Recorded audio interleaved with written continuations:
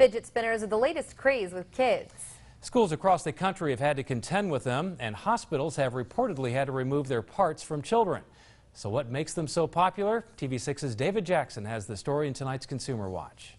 Okay, 1, 2, 3. Fidget spinners.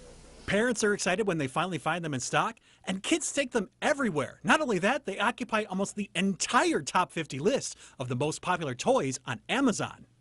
But what are they? They're the hottest thing on the market. They're just they come metal, plastic, they have ball bearings in them. As soon as these little toys hit shelves, they're gone within hours. We got them in, I was looking on the catalog of what sold that day, and it was like 45 fidget spinners. And it was like, what are these? The toys advertised to spin for up to 5 minutes, and a popular game is for people to each spin theirs and see which spins longer. While spinning, students say the colorful triangles seem to have a calming effect. I hear they're for people with ADD or ADHD, but I haven't been diagnosed with either, so I just think they're a fun toy to keep me moving if I want to, keep me off of my cell phone. Cassandra Jackson, principal of Carter Elementary in Montrose, downstate, says the standing rule is kids may only use them at recess. Otherwise, they are confiscated. However, that opinion surprisingly varies among schools. They have these in the schools that she's at, and they're actually promoting them there because they do help kids to keep their attention. Some teachers see it as more of a distraction than anything, so we've really allowed our teachers to determine, how often they allow students to use them, the prevalence in their class. They can be found at stores like Getz's in Marquette.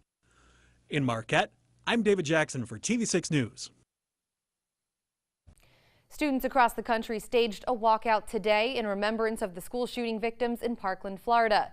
That shooting exactly 1 month ago today. However, some UP students worked with their school administrators to stage a different kind of march. TV6's David Jackson has more.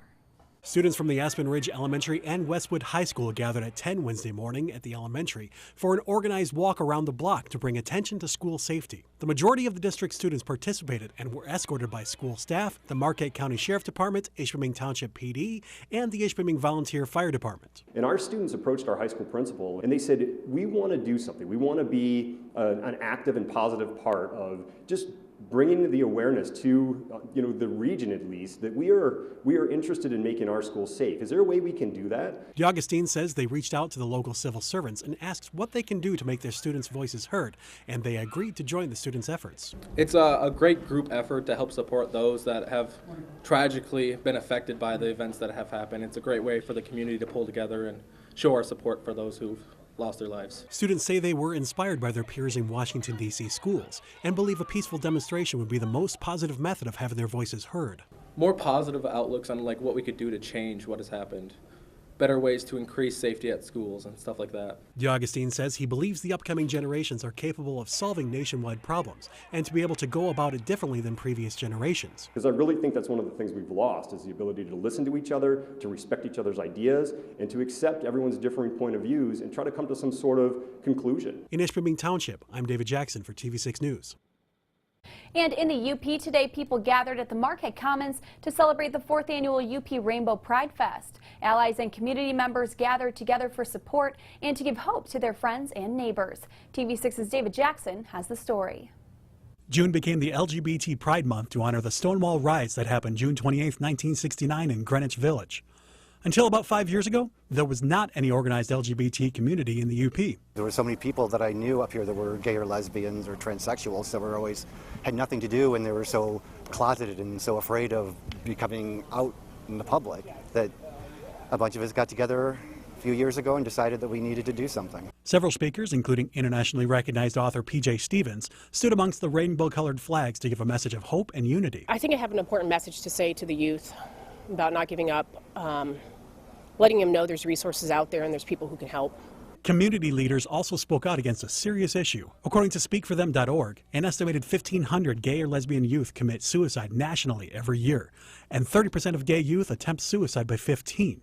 Community leaders say they hope these gatherings can spread the message of unity to their peers. A big part of that is trying to reduce the incidence of suicide because of being really scared to come out. And so I think it's important that people are out into the community and talking about it. I want to be able to help other people who are like me or just in the LGBT field in which, you know, we have such a high suicide rate and harassment rate. Suicide prevention is the most important, but inclusion is a message that community members also want to spread. As we, are progress in our communities, that to remember all people are a part of our communities. A lot of times, there's not too many people listening.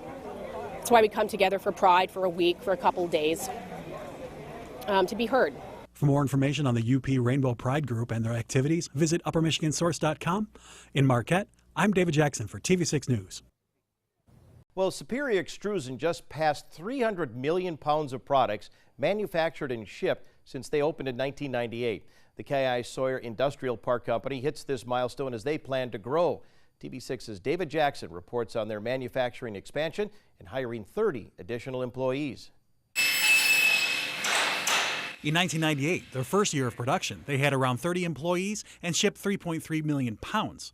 Today, they have 129 employees running at max capacity of around 125,000 net pounds per day for over 30 million pounds shipped per year. We're here today kind of in a little celebration of a milestone that we had hit on Thursday, December 7th.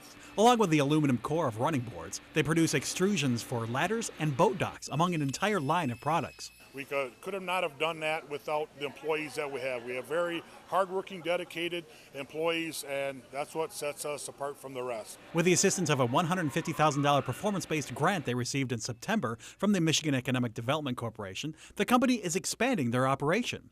They've secured a 7.41-acre plot of land next to their current facilities, where they are planning to build a new facility to house their third press. We're going to build a 86,000 square foot building. Starting probably in April or May, depending on weather, which will include a brand new 7-inch press that we'll be putting in and hiring about 30 additional employees. LeBlanc says they plan to produce their first billet in December of 2018 and expect their production capacity to increase more than 18 million pounds per year. My brother and I came up with this idea about 1996, and we started, and here we are today, and we're very proud of it and proud of the community and all our employees and the owners and the board, and it's been a good project, and we're still going. In Forsyth Township, I'm David Jackson for TV6 News.